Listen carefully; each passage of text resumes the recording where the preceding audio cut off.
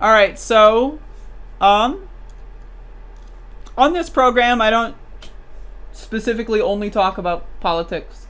Um on this program I would like to, I try to present myself as someone overall concerned with humanity. One of my biggest issues besides talking about, politicians is food and nutrition. I think everyone should be trying to the best of their ability to eat as healthily as possible. Because food is nothing but fuel for your body. If you're putting plastic in your body, why? Why are you putting plastic in your body? What? Why are you putting poison in your body? What? Right? But on the other end, there's also history. History is extremely important. Whether it be the political history of the United States or primitive accumulation over the course of, the 15 or so centuries that preceded it. History is a very important thing. This is not nutrition, but I found this really interesting article from National Geographic that I wanted to highlight. I love this image here. It's very good. So, incredible details of a 10,000-year-old trek revealed in fossil footprints. I loved this article reading it this morning, and I wanted to read it on my show. So it's a 5-minute read. We'll see about that.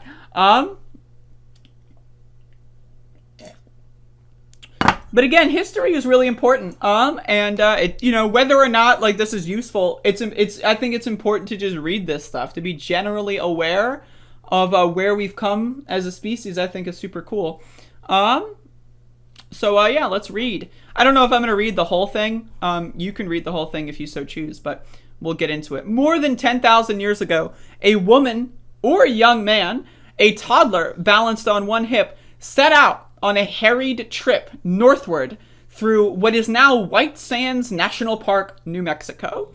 Rain may have pelted the traveler's face as their bare feet slid on the mud. Speaking of bare feet sliding on the mud, this fucking dog, literally, there's some mud, right? Like in the lawn, right? Like in front, like, by the street or whatever. And this fucking dog decides, I'm going to jump into the mud and slide into the mud. This fucking dog. See, now they're upset at me for exposing them. You see that dog? Anyway. They paused to briefly set the toddler on the ground before pressing on. This is my favorite part. A woolly mammoth and giant sloth ambled across their freshly laid tracks. Several hours later, the traveler followed the same route south, this time empty-handed. Now, a team of scientists have documented nearly a mile of fossilized footprints from the Out and Back venture, the longest human trackway of its age ever found. I've never seen anything quite like it, says Chatham University's Kevin Hatala, an evolutionary biologist who is not part of the study team. The trackway consists of more than 400 human prints, including several tiny child prints, as described in a new study published in Quaternary Science Reviews.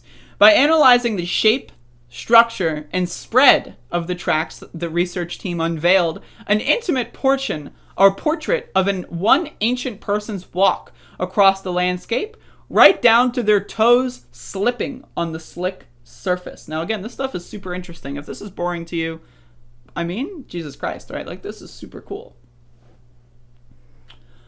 The team also uncovered traces of a mammoth and giant sloth. Again, mammoths are dead. They're all gone. We killed them all because we're dumb motherfuckers. But 10,000 years ago, mammoths were just roaming. They were roaming and they were ruining all across the fucking North American plains.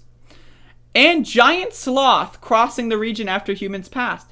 The mammoth seemed unconcerned about possible humans nearby. Little did they know what the next 5,000 years would have for them, right?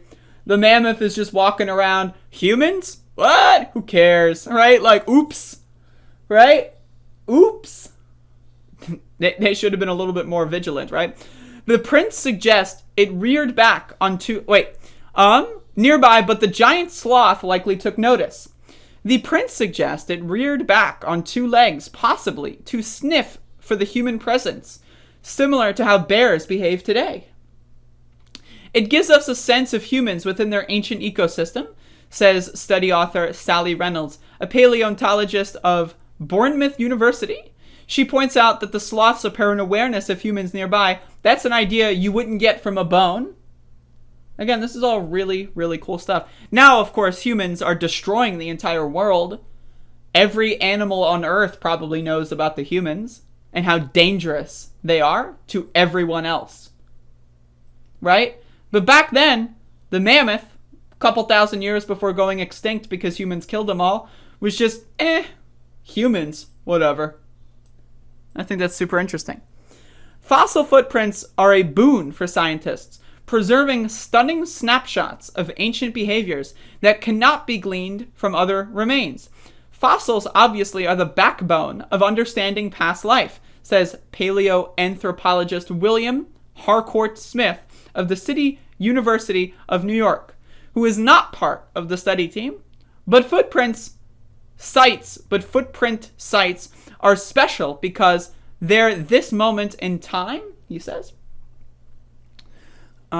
The newfound tracks in part of an ongoing effort to document the trove of ancient prints at White Sands National Park, an endeavor driven by the careful observations of David Bustos, the park's resource program manager.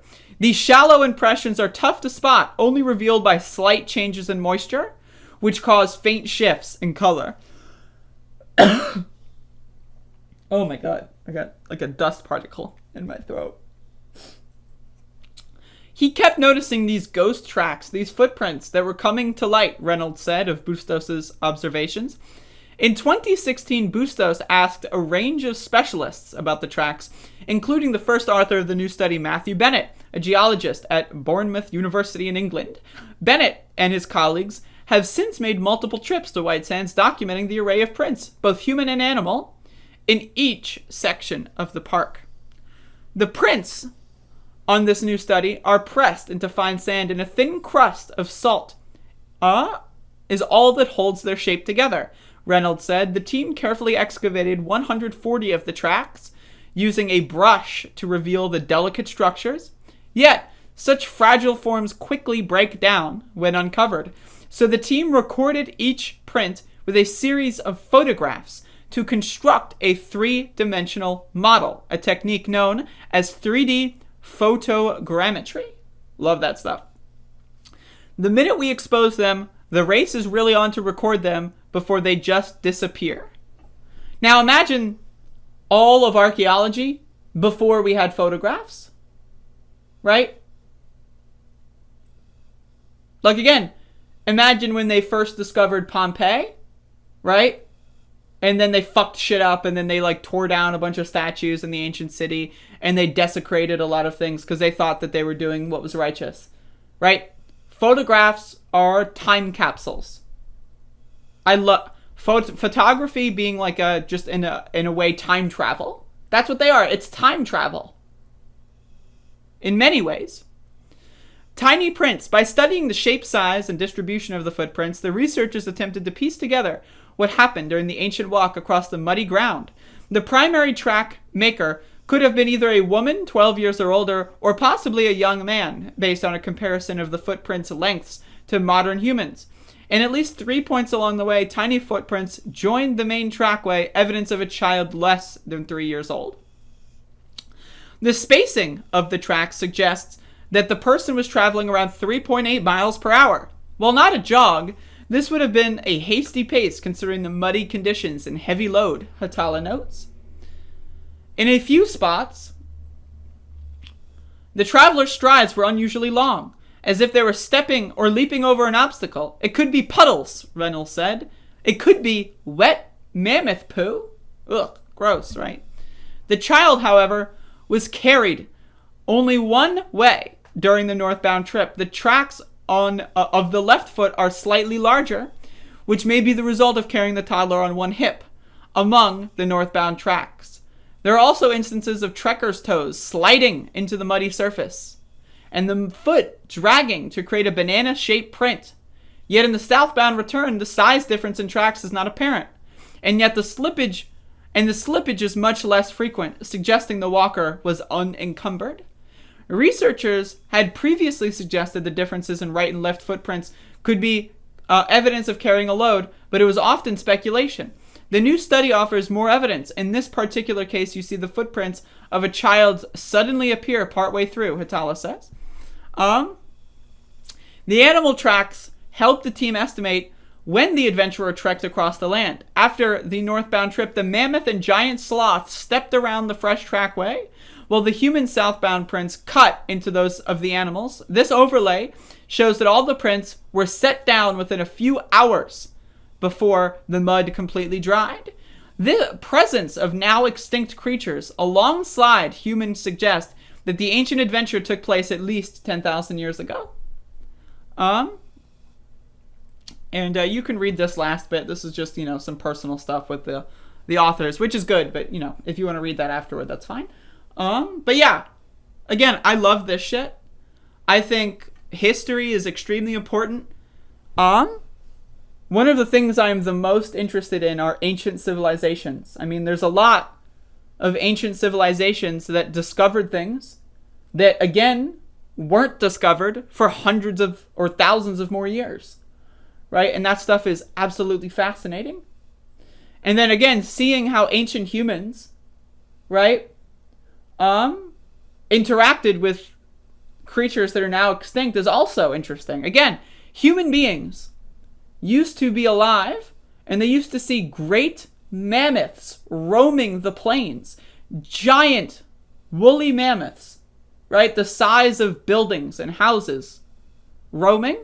And now humans in North America don't even understand the concept. Like, again, look at cave paintings, for example, right? Like cave paintings of mammoths, right?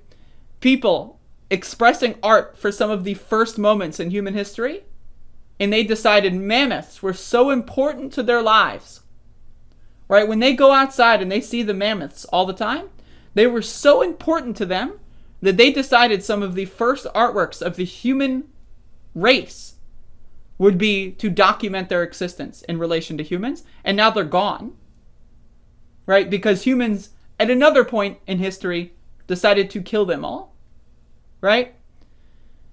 And, again, humans killing animals, humans killing fellow humans, based on arbitrary characteristics is something as old as humanity itself, as old as life itself in a lot of ways. And again, I think this stuff is super interesting. So whenever I see these like scientific studies pop up, I like to highlight them on the show. It's important to have the humanities aspect of culture and stuff like that. And so, go read this stuff. I think it's cool. And if you see anything of this nature that you find interesting that you want me to read about, feel free to send them to me.